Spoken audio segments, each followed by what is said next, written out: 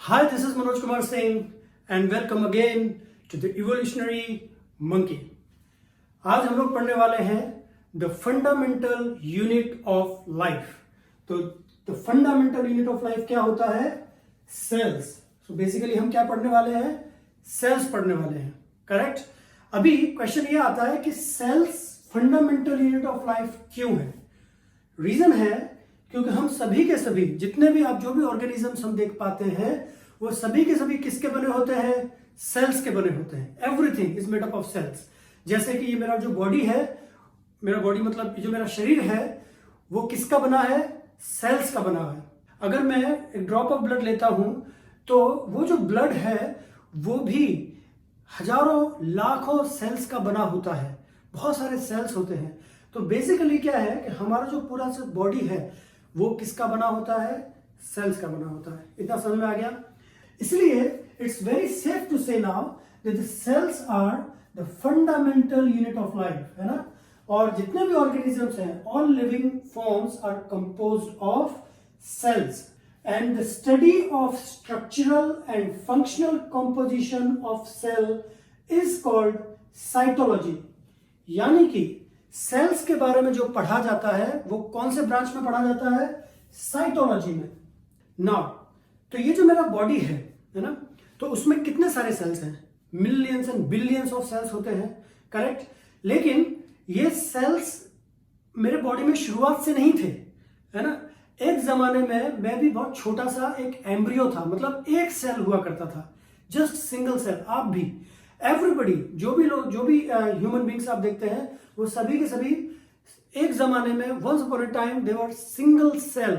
और वो एक सेल दो में डिवाइड हुआ, दो चार में, 4 से 8, 8 से 16, 16 से 32, 32 से 64, जितने भी आप ऐसे कैलकुलेट करते जाओ. तो ऐसे करके हमारा पूरा का पूरा जो बॉडी है वो बन गया. इससे हम ये भी बोल सकते हैं कि all cells arises from pre existing cells. मतलब ये जो अब मेरा एक सेल है, फॉर एग्जांपल ये कोई एक सेल है, तो 1 से 2 सेल हुए, 2 से 4 सेल हुए, है ना. तो ये जो 4 सेल्स हैं वो इन 2 सेल से आए और ये जो 2 सेल्स हैं वो इस सेल से आया. तो अल्टीमेटली क्या हुआ? All these cells arises from pre existing sales. पिछले वाले जो सेल्स हैं उससे बनते हैं. करेक्ट. सो यहां पर एक और थ्योरी आता है जिसका नाम है cell theory. And this cell theory is really very important. It's given by Schleiden and Schwann. Spelling आपको याद कर लेनी पड़ेगी, थोड़ी अलग विचित्र स्पेलिंग है इन सब की. तो क्या नाम है? Schleiden and Schwann. और उन्होंने क्या दिया था? सेल थ्योरी दिया था. करेक्ट. अब सेल थ्योरी के कुछ पॉइंट्स हैं वो हम देख लेते हैं. तो सेल थ्योरी में क्या है? फर्स्ट पॉइंट है कि all living organisms are composed of cells. जो भी ऑर्गेनिजम्स हैं वो अल्टीमेटली किसके बने होते हैं? सेल्स के. ये याद रह जाएगा, बहुत सिंपल सा पॉइंट है. Correct. Second point, cells are the basic unit of life. या फिर हम ऐसा भी बोल सकते हैं द सेल्स आर, बेसिक की जगह पे हम फंडामेंटल भी लिख सकते हैं. अल्टीमेटली ये चैप्टर का नाम ही है. करेक्ट. तो cells are the basic unit of life या फिर cells are the fundamental unit of life. Correct. तो ये 2 पॉइंट्स आपको समझ में आए. तो सबसे पहले सेल थ्योरी में ये 2 पॉइंट्स इंक्लूडेड थे. फिर एक नया साइंटिस्ट है, दूसरा साइंटिस्ट है जिसका नाम था रुडोल्फ वर्चो. और जो रुडोल्फ वर्चो था उसने बोला ओमनिस सेलुलर ए सेलुलर, ये लैटिन है. उसका मतलब क्या होता है कि all cells arises from pre existing cells. और उसने ऐसा बोला कि मेरा पॉइंट कितना वैलिड है ना. तो इसको आप सेल थ्योरी में क्यों नहीं इंक्लूड कर रहे हो? तब जाकर के उसका एक और पॉइंट लिया और उसको भी हमने सेल थ्योरी में इंक्लूड किया और ये बन गया हमारा थर्ड पॉइंट. क्या है third point? All cells arises from pre existing cells. So now the cells were first discovered by Robert Hooke in 1665. ये जो रॉबर्ट हुक साइंटिस्ट है ये बहुत ही इंपॉर्टेंट साइंटिस्ट है और ये बहुत ही खतरनाक साइंटिस्ट है. इसने खाली बायोलॉजी में पहला जो सेल डिस्कवर किया है ऐसा ही नहीं है, उसने और भी बहुत सारे रिसर्च किए हैं. ठीक है. उसने लॉ ऑफ इलास्टिसिटी दिया है. एक हुक्स लॉ आप 11th-12th में पढ़ोगे, हुक्स लॉ करके आता है, वो भी रॉबर्ट हुक ने दिया है. उसने बहुत सारे काम ग्रेविटेशन में भी किए हैं. और उसके बाद उसने सेल्स भी, ही वॉज द फर्स्ट पर्सन जिसने सेल्स देखे थे. और उसने एक माइक्रोस्कोप यूज किया था और वो माइक्रोस्कोप लेकर के और वो झाड़ियों में जाकर के कहीं पर भी जाके उसने एक ट्री देखा, ट्री में बार्क था और बार्क को उस माइक्रोस्कोप में उसने देखना स्टार्ट किया। करेक्ट। जब उसने उस बार्क को देखा, है ना, तो उसको बोलते हैं cork of the tree. Correct. यहाँ पे आप जब डायग्राम देखोगे ये कॉर्क ऑफ द ट्री होता है, और जब इसको माइक्रोस्कोप में देखते हैं तो ये हनीकॉम जैसा दिखता है। हनीकॉम, हनीकॉम मतलब क्या होता है? मधुमक्खी का छत्ता, है ना। ये जो डायग्राम आपको दिखाई दे रहा है, तो उसमें आप देखो छोटे छोटे से कंपार्टमेंट्स हैं, और ये जो छोटे छोटे कंपार्टमेंट्स हैं उसको उसने बोला स्मॉल रूम्स, छोटे छोटे रूम्स। करेक्ट। अब छोटे छोटे रूम्स को ग्रीक में बोलते हैं सेलुले, और सेलुले से नाम आया सेल्स।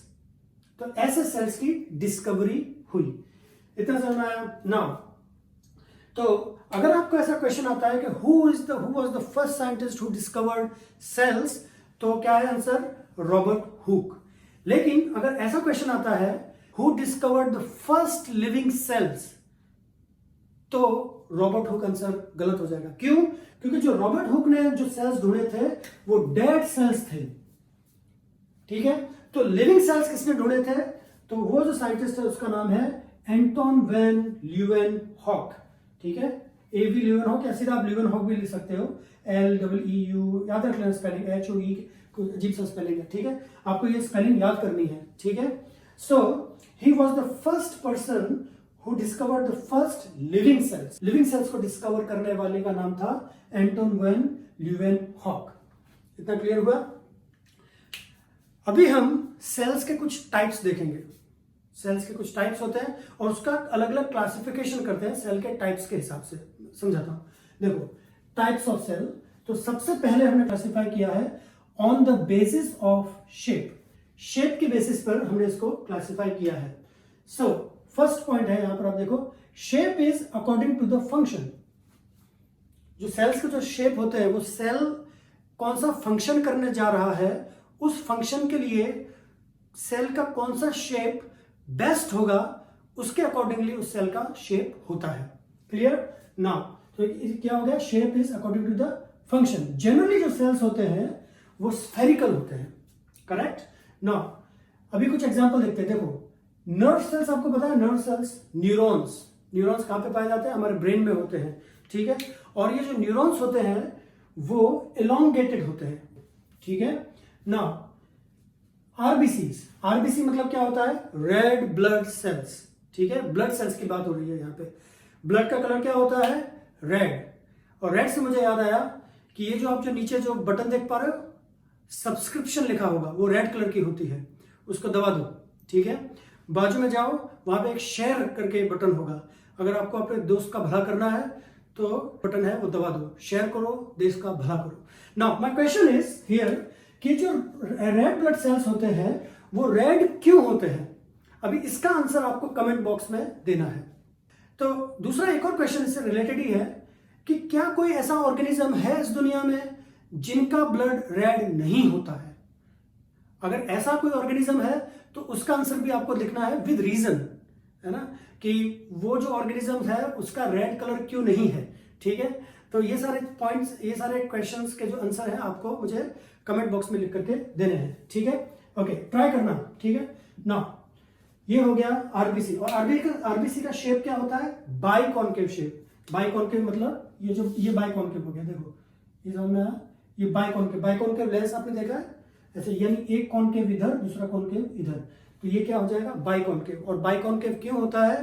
ताकि उसके जो सरफेस एरिया है वो बढ़ जाए। जो सेल की जो सरफेस एरिया है इससे ऐसे शेप से बढ़ जाती है, और जितना ज्यादा सरफेस एरिया होगा उतना ही ज्यादा ऑक्सीजन, CO2 इन सब का डिफ्यूजन बढ़ जाएगा। एक्चुअली ब्लड का काम क्या होता है? मेनली ऑक्सीजन को डिफ्यूज करना, ऑक्सीजन को ट्रांसपोर्ट करना। करेक्ट। तो ये जो बाइकॉन्केव शेप से क्या होता है, उसका जो सरफेस एरिया बढ़ जाता है, जिससे वो ज्यादा से ज्यादा ऑक्सीजन को ट्रांसपोर्ट कर सकता है। क्लियर हुआ? फिर है मसल सेल्स। मसल सेल्स कैसे शेप के होते हैं? Spindle shape. स्पिंडल शेप ऐसे कुछ होते हैं। देखो ये जो शेप है उसको हम लोग बोलते हैं स्पिंडल शेप। ठीक है। तो ये भी समझ में आ गया। ये हमने शेप के बेसिस पे पढ़ा। नेक्स्ट है on the basis of cell size. On the basis of cell size, size of the cells are same regardless of the size of organism. ठीक है, आप ऐसा नहीं सोच सकते कि भाई ये चींटी है तो उसमें छोटे छोटे सेल्स होंगे और ये हाथी है उसमें बहुत बड़े बड़े सेल्स होंगे। Okay, wrong concept. ठीक है, सो डिपेंड करता है।